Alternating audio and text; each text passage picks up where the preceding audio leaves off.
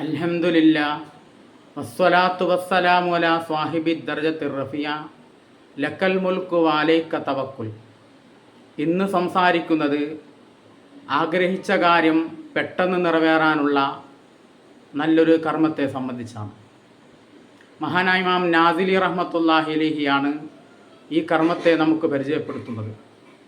ഒരു പ്രത്യേകമായ എണ്ണത്തിൽ ഒരു ആയത്തിനെ ഓതലാണ് നാം ഇവിടെ ചെയ്യേണ്ടത്. ആ എണ്ണത്തിൽ ആ ആയത്ത് ഓതിയാൽ എത്ര നടക്കില്ലെന്ന് നാം സാധിച്ചിരുന്ന ആവശ്യങ്ങളും നമുക്ക് പെട്ടെന്ന് നിറവേറിക്കിട്ടും.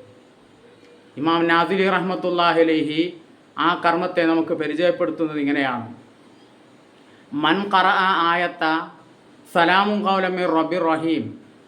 ആരെങ്കിലും സലാമുൻ ഖൗലൻ മിർ റബ്ബിർ റഹീം എന്ന ആയത്തിനെ ഓതി. യാസീൻ സൂറത്തിലെ 58-ാമത്തെ ആയത്താണ് സലാമുൻ ഖൗലൻ മിർ റബ്ബിർ റഹീം. അതിനെ ഏതെണ്ണത്തിലാണ് ഓതിയത്?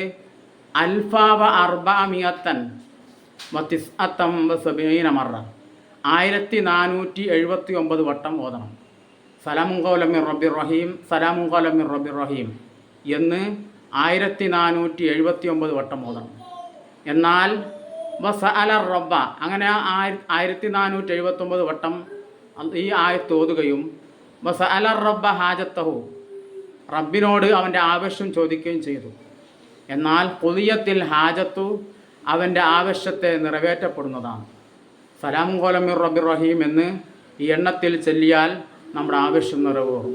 എത്ര നിറവേറില്ലെന്ന് നാം കരുതിയ ആവശ്യമാണെങ്കിലും നമുക്ക് നിറവേറി കിട്ടും. അനുഭവത്തിലൂടെയാണ് ഞാനിത് പറയുന്നത്. അല്ലാഹു സുബ്ഹാനഹു വ തആല ഈ ആയത്തിൻ്റെ ബർക്കത്ത് കൊണ്ട് നമ്മുടെ ആവശ്യത്തെ പെട്ടെന്ന് നിറവേറ്റി തരട്ടെ. ഇഹപര വിജയികൾ നമ്മെയും നമ്മോട് ബന്ധപ്പെട്ട എല്ലാ സത്യവിശ്വാസികളെയും അള്ളാഹു ഉൾപ്പെടുത്തി അനുഗ്രഹിക്കട്ടെ. വആഖിറു ദഅവാന അനിൽ ഹംദുലില്ലാഹി റബ്ബിൽ ആലമീൻ. അസ്സലാമു അലൈക്കും വറഹ്മത്തുള്ളാഹി തആല വബറകാതുഹു.